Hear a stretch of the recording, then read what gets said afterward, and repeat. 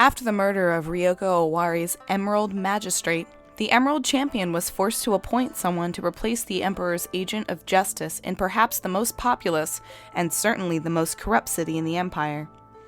Eschewing tradition, the Emerald Champion appointed not one, but 4 Emerald Magistrates to replace the murdered Naritoki. The aloof and monk-like Dragon Clan Shugenja Agasha Yugure, Bayushi Taiyo of the Scorpion Clan, who unbeknownst to the others was really the original Taiyo's sister, who assumed her brother's identity after murdering him and moved to the city with his brother's widow and children, now his wife and children. The battle-hardened Crab Clan warrior Hida Ishii, who brought along his veteran deputies. And Kakita Aji, the Crane Clan duelist with a taste for drinking, prostitutes, and opium. When the new magistrates first arrived, they were met at the magistrate's residence by an assistant of the Emerald Champion, Asako Anjo, who had put together a dossier of information about the city. Besides merely handing over this dossier, Anjo also put the magistrates through a series of tests to determine the hierarchy of importance each of them placed on the tenets of Bushido. After the difficult questions were answered, or in some cases dodged, Anjo determined that Bayushi Taiyo was to be considered the lead magistrate in the city and would generally be the person with whom the Emerald Champion and his assistants would correspond. As the magistrates settled into their new accommodations, they found themselves invited to 2 different welcome parties on the same night. One invitation came from the Shosuro family, the Scorpion Clan family, which ruled the city. The other was from the Unicorn Clan, which played a significant economic role in the city and held a lot of sway with the Emerald Champion. Both groups were power players, and snubbing either group could be a severe misstep for the new magistrates. Their answer was to split up. Taiyo, Aji, and Yugure would attend the party held by the Shosuros in their palace, and Hida Ishii alone would attend the function held by the Unicorn Clan. Ishii soon discovered that the party was being held not by the Unicorn Clan proper, but by Ide Baranato, a wealthy and influential patron of merchants in the Hatamoto, a clan representative in the city in all but name. Throughout the meeting, they established a good rapport based on the idea that their clans understood a lot more about the world, and justice in particular, than the others gave them credit for. Ishii also learned that Baranato was upset by the corruption he saw in the city, and particularly the opium trade, something for which he blamed the death of his son. Not surprisingly, it was a sore subject that Baranato quickly changed. Baranato also informed Ishii that Naritoki's former bodyguard, a ronin named Ample, was the type who may have been involved in some nefarious dealings. Baranato himself, though, seemed to have nothing but respect for the murdered magistrate. Meanwhile, the other magistrates met with Shosuro Hyobu, the governor of the city, her son, Shosuro Jocho, the head of the Thunder Guard, and Yogu Osako, the regional magistrate. The governor described her commitment to order being maintained in the city, and everyone present assured the new magistrates that not only did they have nothing to do with their predecessor's murder, but that they were all very upset about it. After all, as he was a man almost universally respected in Ryoko Owari, a man committed to keeping the city prosperous and running smoothly. But the Shosuros are masters of secrets, and while the meeting proceeded with general pleasantries, certain things seemed to come to light that not everyone wished to share. Aji's predilection for opium was brought forward, though tactfully ignored by the magistrate's hosts, while something was uncovered about Taiyo that no one in the room let on they realized. Sometime later, Yugure and Ishii encountered a fire raging in the merchant quarter. 2 groups of local firemen were on the scene, but instead of fighting the blaze, they were fighting one another.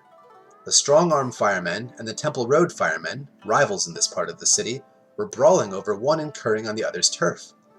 The magistrates attempted first oratory and then force to make the firemen do their nominal jobs, and though they were ultimately successful, they appeared to outsiders to have embarrassed themselves, struggling against the will of their social lessers.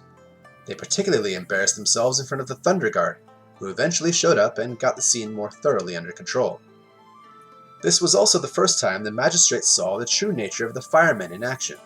While they were responsible for dealing with fires, the firemen of Ryoko Owari had long ago set themselves up as gangs that guarded their turf, interests, and profits as closely, and often as violently, as any other group of criminals.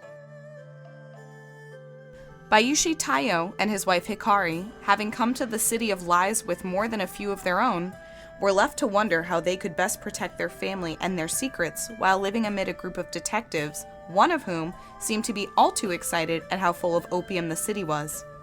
Hikari's suggestion was that they move into their own residence, something Taiyo took into consideration.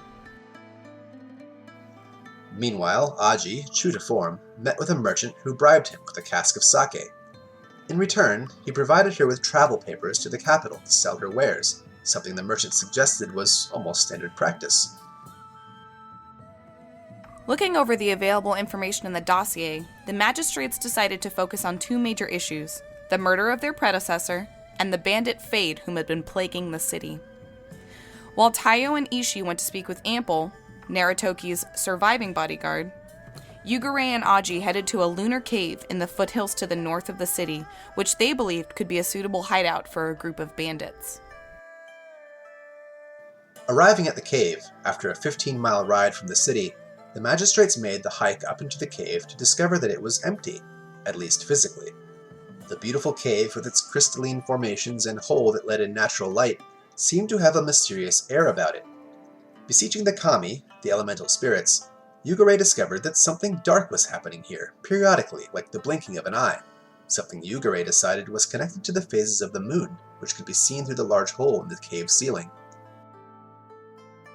Meanwhile, Taiyo and Ishii ventured to the fisherman's quarter to meet with a gambler named Lean Meat, who they had heard Ample was currently working for as a bodyguard.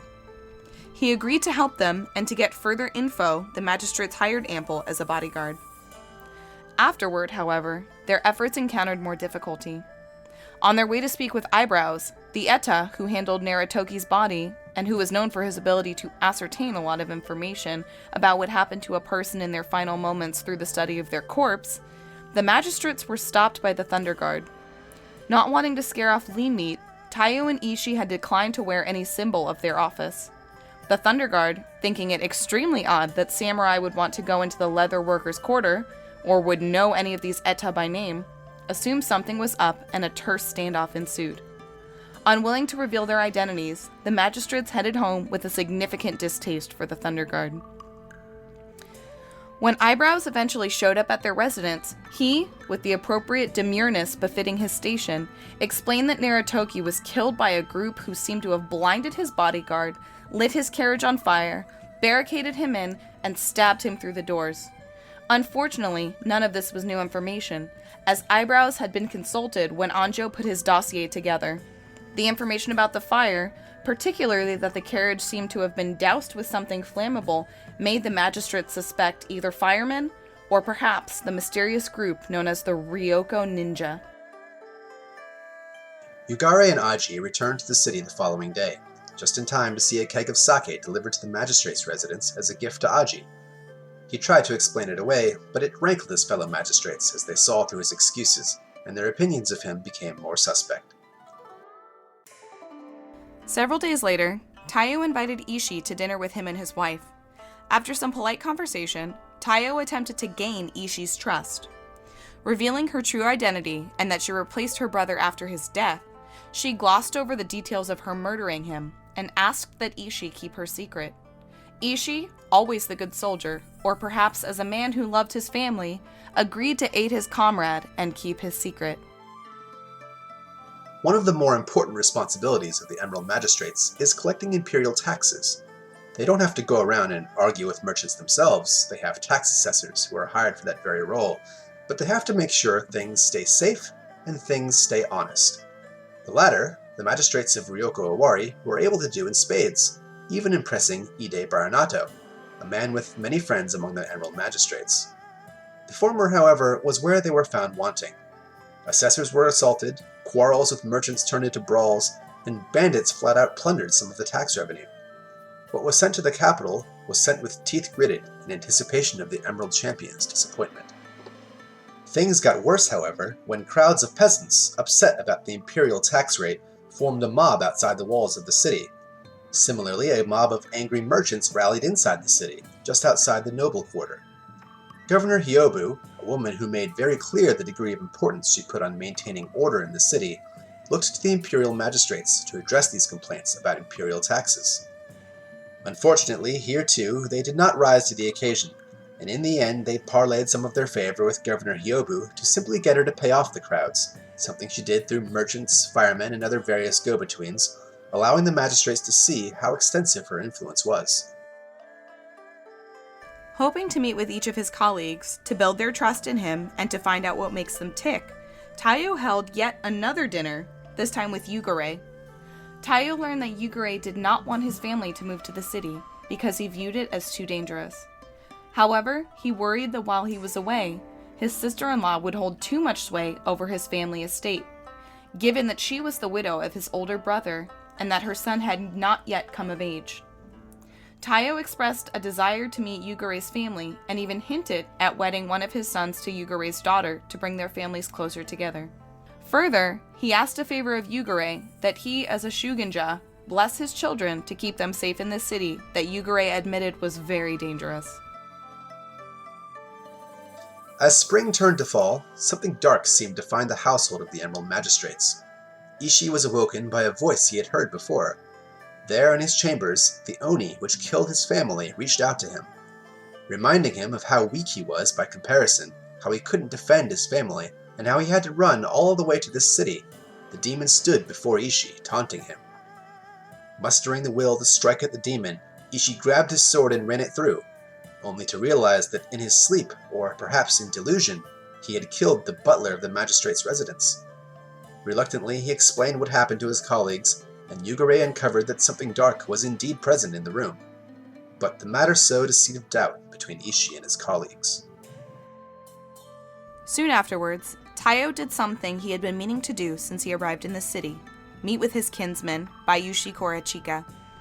A wealthy merchant with a license to grow, harvest, and process legal opium, Korachika's influence was matched really only by the heads of the city's other Scorpion clan families. While much of the conversation was niceties, eventually, Taiyo professed his loyalty to their family and clan, and brought up that he could perhaps better do his job if he could keep an ear to the ground.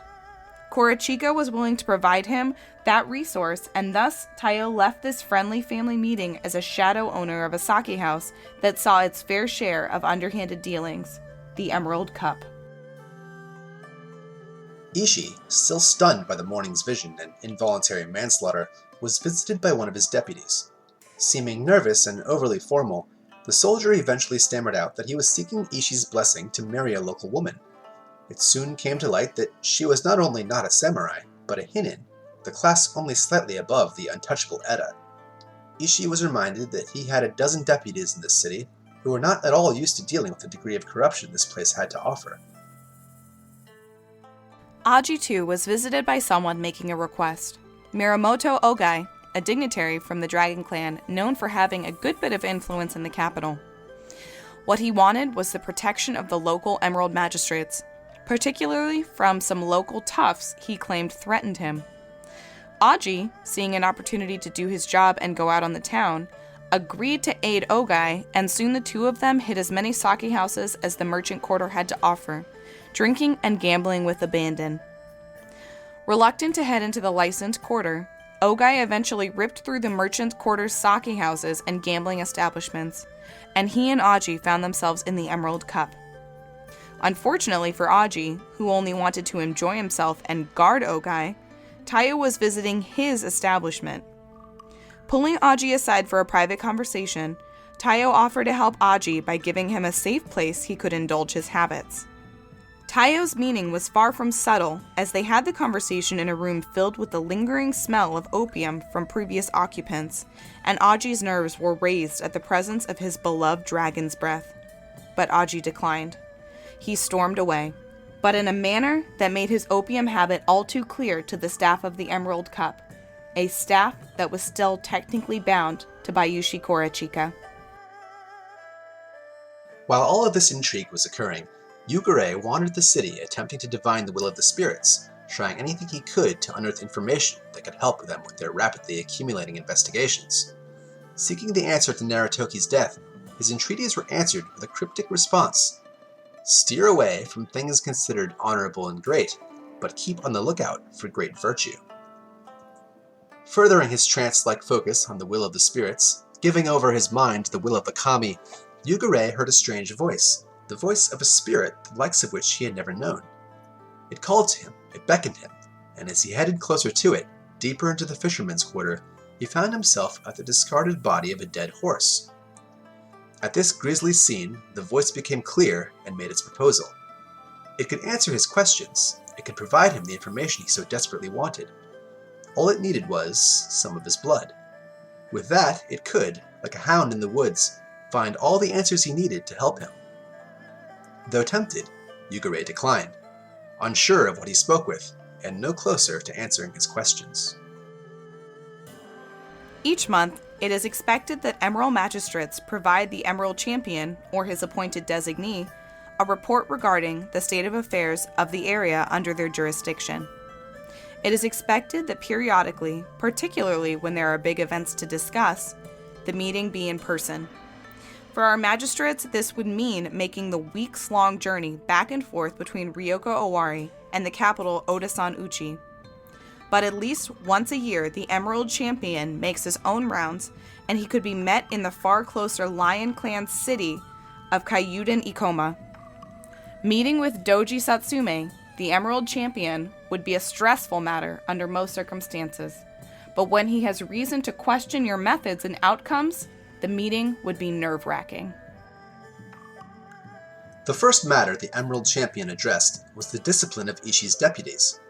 Without his permission, they had moved into the fisherman's quarter, they had begun to associate with the local firemen, and they had taken to gambling, drinking, and likely carousing with all manner of unsavory elements. Promising to keep his troops in check, Ishii was left to wonder who was helping to bring his troops down this dangerous path.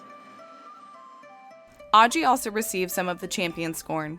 Miyamoto Ogai was well known in the imperial court, and thus rumors regarding him moved quickly.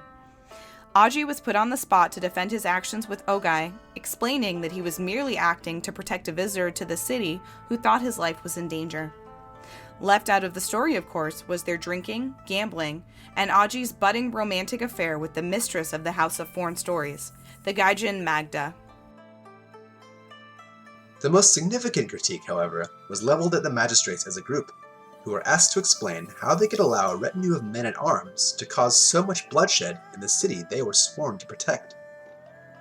The magistrates described the situation to the champion, and although he got a far less detailed version, we learned exactly what happened.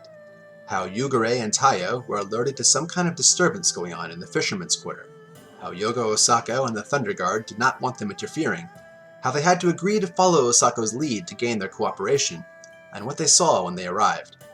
Taiyo and Yugure told the champion about the large group of men-at-arms that a tall and fearsome samuraiko had brought into the city, armed but disguised in peasant cloaks, and how this force seemed to be striking down anyone they perceived as connected to the opium trade. They described how slowly the Thunder Guard surrounded and wounded, captured or killed the men-at-arms, till only the fierce samuraiko remained. That's when Taiyo and Yugure spoke up and convinced her to surrender, claiming they would hear the grievance that brought her here, and give it the respect it deserved. In custody, the samuraiko, Matsu Fukushu of the Lion Clan, explained her quest for vengeance to all the magistrates that had assembled outside her jail cell. She claimed that her sister had been poisoned by criminals in this city, and that she came here to take revenge on her relation's killers, meting out the justice this cesspool of a city seemed incapable of. When pressed, it was discovered that her sister had died of an opium overdose, but Fukushu, in a fury, sought to punish all of those connected to the drug she could find, those selling it, using it, or harboring either. Ishii remembered her from years earlier, prior to his appointment to Ryoko Owari. He remembered investigating the site of a small battle, a border skirmish really, between the Lion and Unicorn clans, a skirmish after which rumors of blood and cruelty swirled, the kind of rumors that would make a Crab Clan magistrate suspect the involvement of the Shadowlands or its corrupting influence. Discovering that the newly promoted commanding officer of the Lion forces was the woman that now sat in this cell, Ishii's interest was piqued. But like that encounter long ago, he could only feel the fury she had within her, and could not tell if there was anything darker there than rage and a thirst for vengeance. Each of the magistrates had an extremely different reaction to her before she was put to death. Yugure, perhaps feeling that Fukushu's sister had merely succumbed to the corruption of the city, felt no sympathy for her, and condemned her assault on the inhabitants of the fisherman's quarter. Aji, seemingly trying to keep his head down during a debate over an issue far too close to home for him, did just that and let the others decide Fukushi's fate. Tayo, particularly after hearing her vengeful tirades and seeing her fury thrown at Yugure, co-signed with Yogo Osako the necessary paperwork to approve the execution. Ishii, meanwhile, listened and connected with Fukushi's thirst for justice and rage in a world too corrupt to give it to her. He promised, on his honor, that he would bring the peddlers of this poison to justice. As the magistrates finished the story of how the intruders were captured, questioned, and eventually beheaded, the Emerald Champions seemed skeptical, but content with their performance thus far.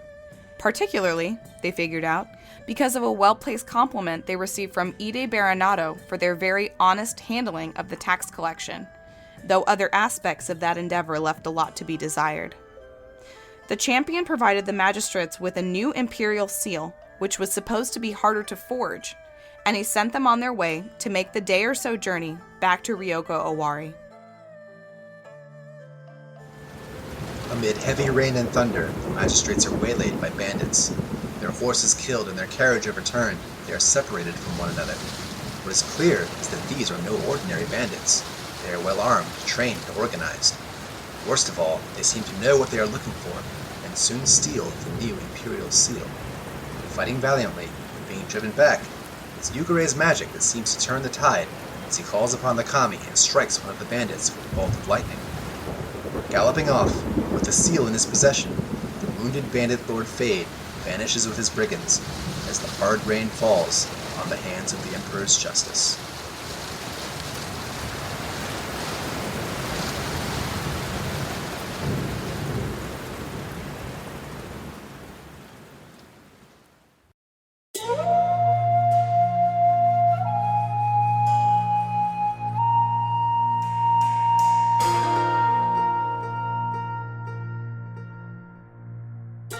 Following the assault by Fade's bandits, the Emerald Magistrates of Ryoko Owari headed back to the city. The aloof and monk-like Dragon Clan Shigenja, Agasha Yugure. Bayushi Tayo of the Scorpion Clan, who, unbeknownst to the others, was really the original Tayo's sister, having assumed her brother's identity after murdering him and moved to the city with his brother's widow and children, now his wife and children. The battle-hardened Crab Clan warrior Hida Ishii, who brought along his veteran deputies, and Kakita Aji, the Crane Clan duelist with a taste for drinking, prostitutes, and opium.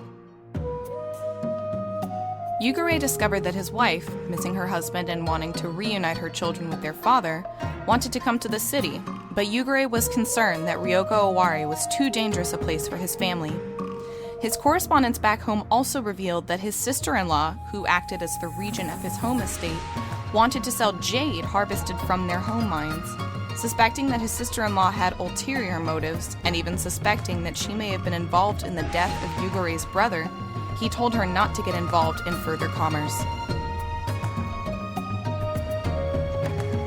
While on the lookout in the fisherman's quarter, Ishii discovered that local firemen were letting a warehouse burn down. Yogo Osako, on the scene with the Thunder Guard, told Ishii that the warehouse had been full of opium, and the firemen thought the fumes too dangerous to deal with right away. After the fire had been allowed to burn itself out, an investigation, with the help of Eyebrows the Etta, revealed that the opium in the warehouse was being processed by a small group of criminals who had tunneled into the Shosuro fields outside the city walls, stolen some of the crop, and illegally processed it into drugs. Particularly disturbing, Ishii found that the group of criminals inside the warehouse had likely been killed before the fire started, and that this may have been a warning to upstarts interested in interfering in an established group's opium market.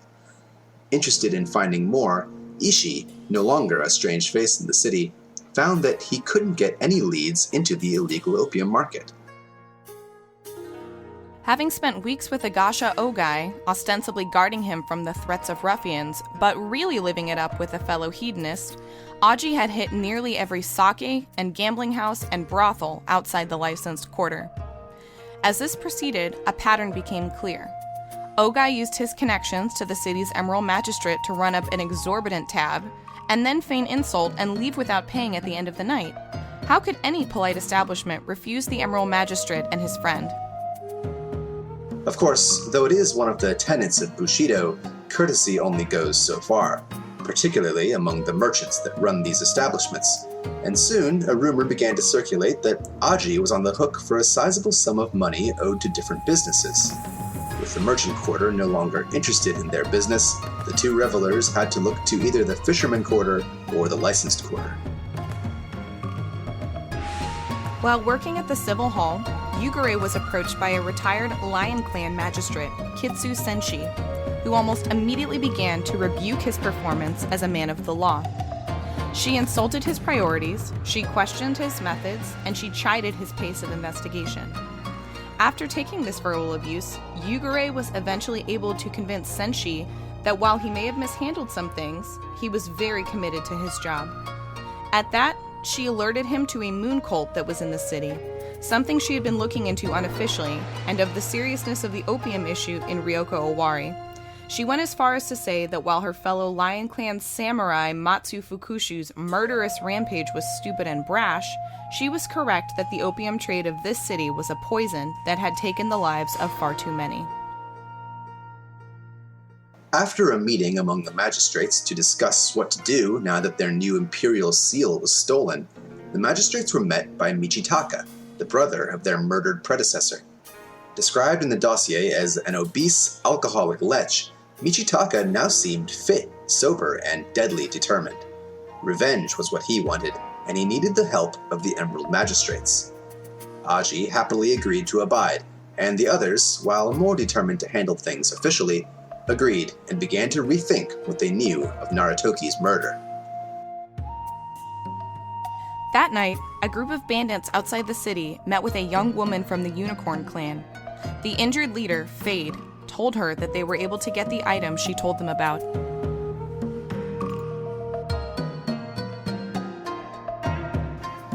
The next morning, the magistrates decided to look into where Narutoki was murdered, the Little Gate neighborhood. Suspecting that a fireman gang may have had something to do with his murder, they made a point to speak with the Little Gate firemen. Led by a man named Hiroshi, the Little Gate firemen seemed like the least criminal of the firemen groups the magistrates had encountered. Hiroshi informed them that his group had nothing to do with Narutoki's death, and the magistrates believed him when he told them that it wouldn't make sense for any of the firemen to have killed the late magistrate, particularly because he was going after the Ryoko Ninja, the group that had actually murdered Hiroshi's predecessor. Whoever did kill Narutoki, Hiroshi assured the magistrates, would have to be very powerful, given how connected and beloved he was. Looking deeper into these Ryoko ninja, Yugure used his connections to the spirit world to investigate. He discovered that there was significant ninja activity in the northern neighborhood of the Temple Quarter, an area known as the Small Holies. Upon more traditional investigation, however, Yugure found that the people of the neighborhood refused to give him any information. After further prodding, he discovered that the people of this area were simply too afraid of the Ryoko ninja to speak to any authority figures about them. Ishii too received some otherworldly counsel when he was urged on by Matsu Fukushu's ghost to solve the opium problem of the city.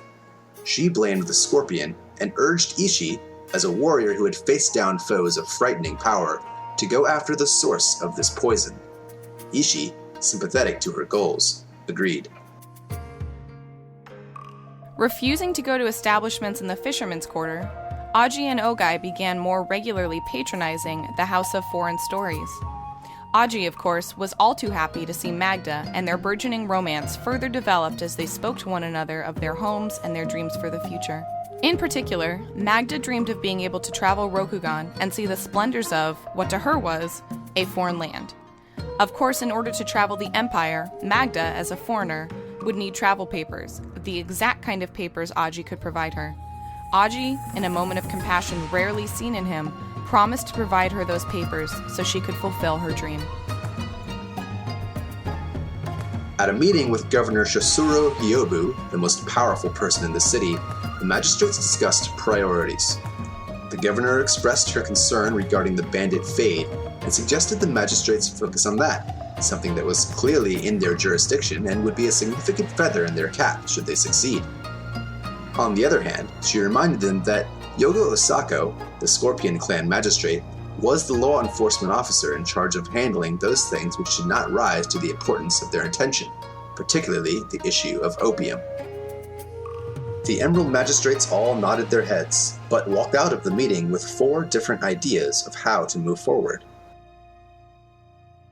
Seeking more information on the underground of the city, Taiyo contacted the gambler Lean Meat, who had offered to be an informant. Lean Meat, however, was extremely upset and unwilling to provide any information. Upon further digging, Taiyo discovered that Lean Meat's daughter had been murdered, and that, to add insult to injury, he could not seek any retribution because, not only was the man a samurai, he was also under the protection of the Emerald Magistrates. Taiyo, a parent himself, and a scorpion interested in maintaining the usefulness of an informant, assured Lean Meat that whoever killed his daughter was not under the protection of the magistrates, and that it would be understandable for him to seek justice for the murder. Looking for help in finding out more about the Ryoko ninja, Yugure sought out a fellow dragon samurai by the name of Kitsuki Jotomen. He found her running a class in a small dojo that taught the tenets of Bushido to samurai and commoners alike. Jotomen, once convinced of Yugure's sincerity, proved to be uninterested in taking on a role as a deputy, but one of her students, nominally a Mantis Clan samurai who went by Shrimp, signed up to assist Yugure in his efforts.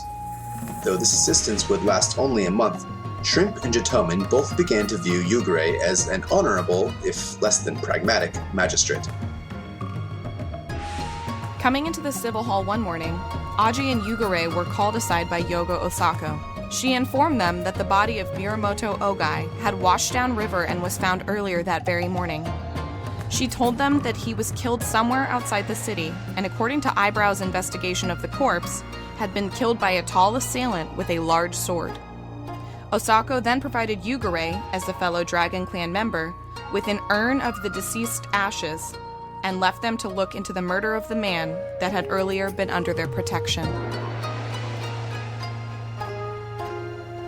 Meanwhile, outside the city, Ishii stood with Shosuro Jocho, son of the governor and head of the Thunder Guard, watching the elite of the mounted guard run through drills. The two discussed how Jocho's forces could be used to help apprehend the bandit Fade, something both men seemed committed to. Jocho also told Ishii that he had set up a place for Ishii's deputies to stay outside of the city walls, something Ishii was very skeptical about. Finishing his hours at the civil hall, Aji was met by Magda. She was there to get her travel papers signed by an Emerald Magistrate, and to ask him to go with her. She wanted to see the lands of the Empire, and hoped he could show her the beautiful palaces of the Crane Clan first. Aji asked her to wait till his assignment as Emerald Magistrate had ended, but Magda said she was no longer content to be a caged bird.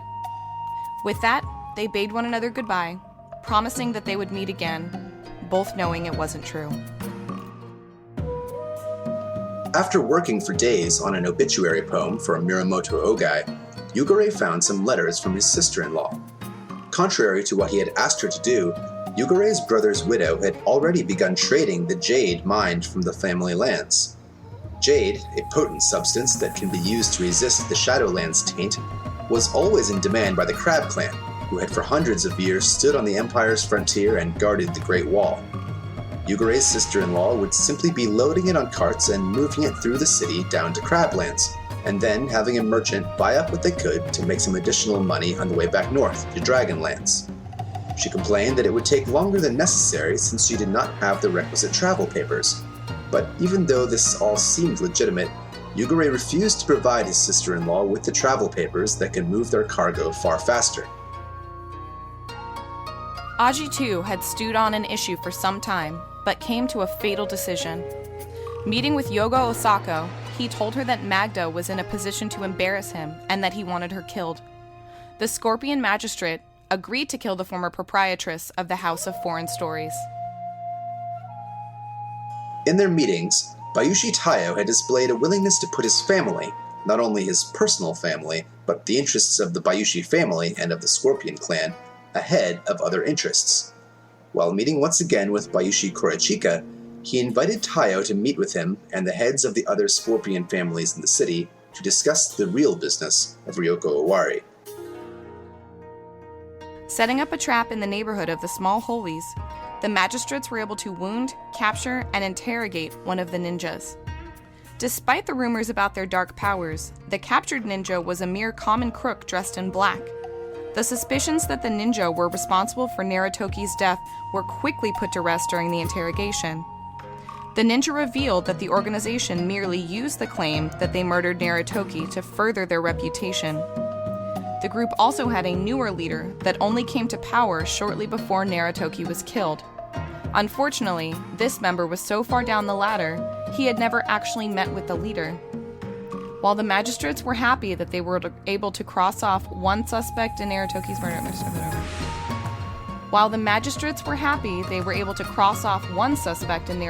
murder, they were not pleased that they were neither any closer to stopping the ninja nor finding their predecessor's killer.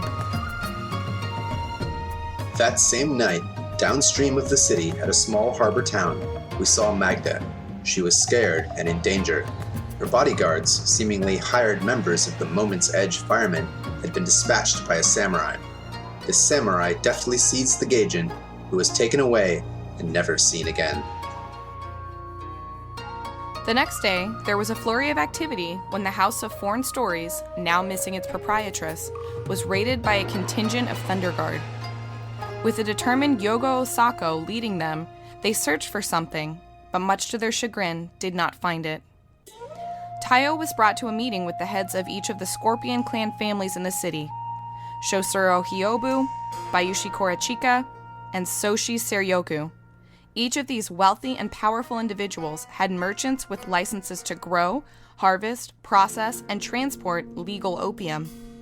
But this meeting was not to discuss regulations or taxes. This meeting was to discuss what an Emerald Magistrate could do for the heads of the Empire's illegal opium cartels. The first matter of business was Narutoki's journal.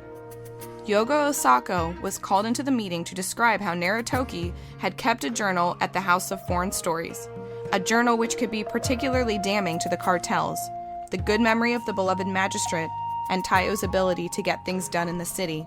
The Gaijin Magda had been apprehended downstream and gave up that the journal existed, but she did not have it. It also wasn't hidden at the House of Foreign Stories.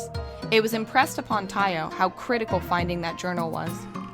The second piece of business was who got what territory.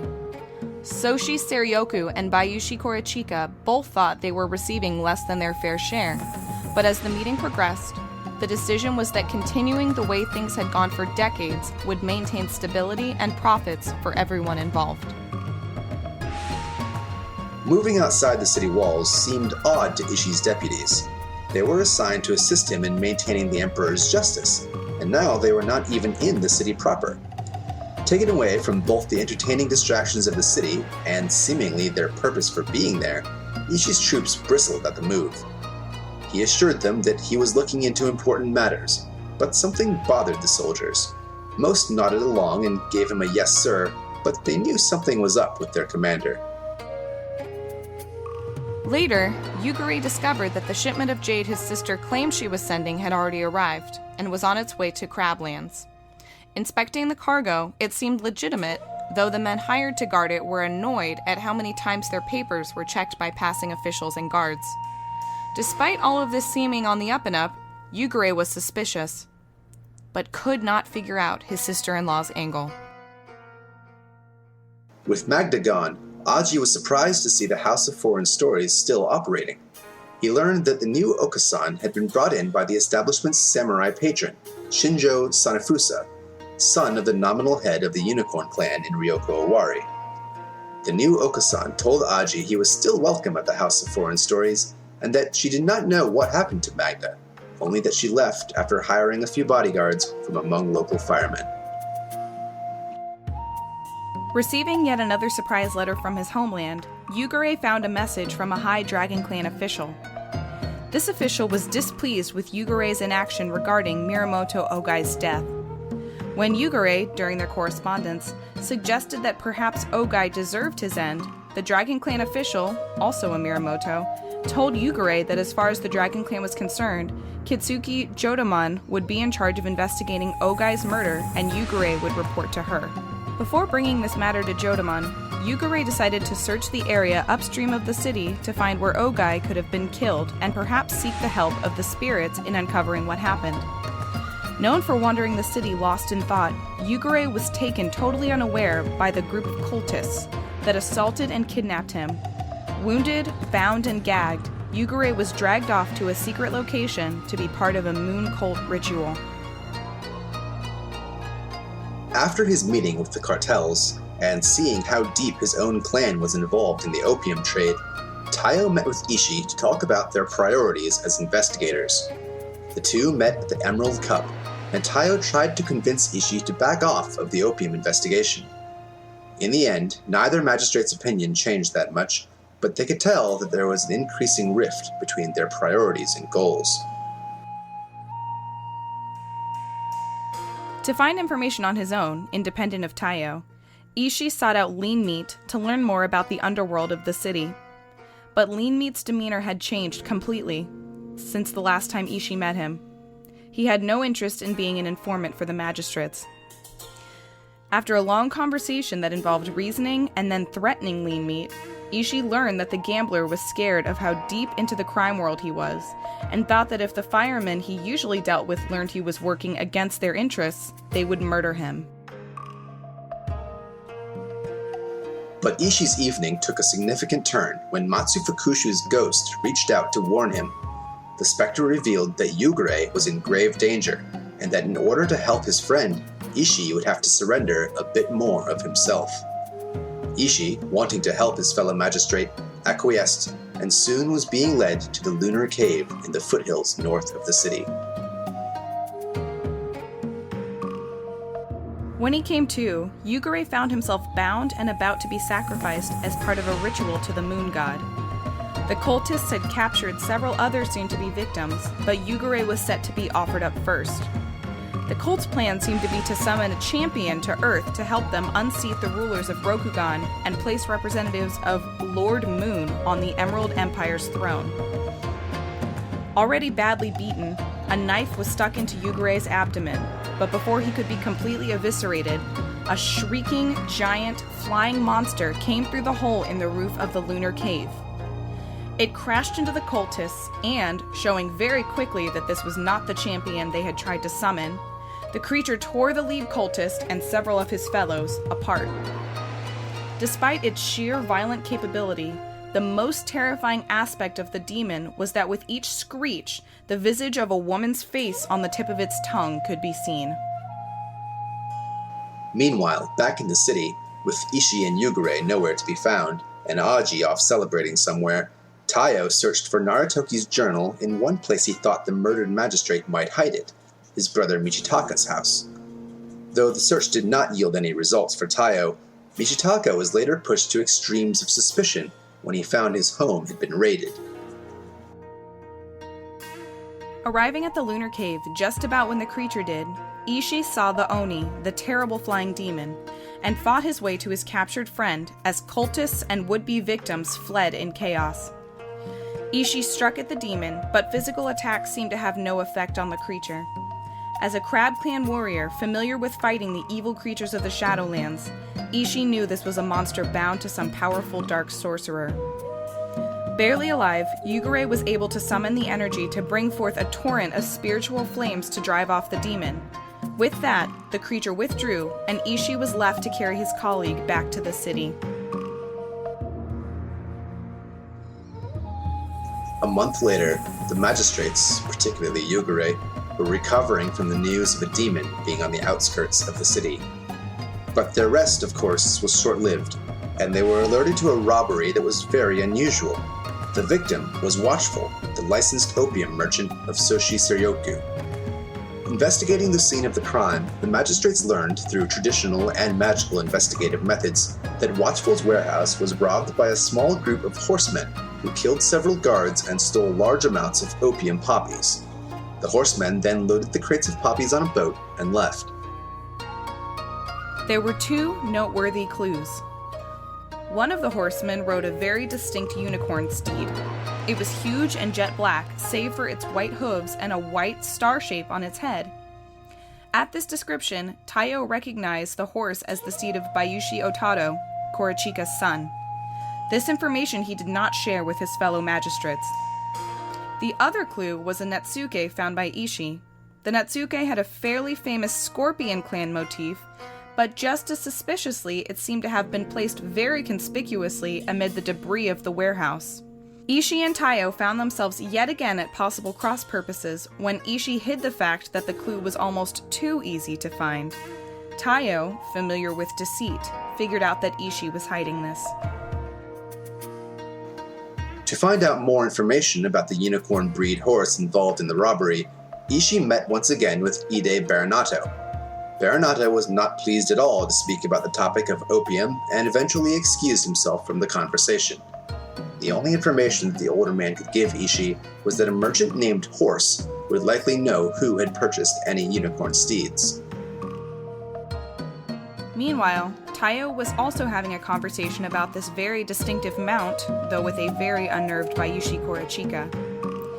Korochika swore that neither he nor his son Otado had anything to do with the robbery, and that, in fact, Otado had been riding with his cousin Shosuro Kimi, the governor's daughter.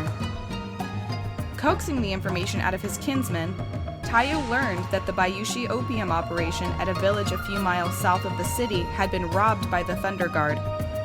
Korochika was convinced that the governor was finally making a move to consolidate her control of the opium market. Taiyo, keeping a cooler head, argued that it was likely a setup meant to pit the Scorpion families against one another and that Korochika should not take any action just yet. No action, that is, except for getting rid of Otado's horse. Trying to wash his hands of an older crime he was obligated to investigate, Yugure spoke with Kitsuki Jitomen, who had also heard of Miyamoto Ogai's murder and had been placed in charge of the investigation. Yugure was glad to hear that Jitomen was willing to take over the investigation, though she had one stipulation. She demanded that Yugure arrest whomever she found to be guilty of this crime, no matter who they were or what their standing was. Yugure agreed. Reading more letters from his wife, who wanted to join him in the city, Yugure decided that with everything going on, it was definitely too dangerous for his family to move to Ryoko Owari.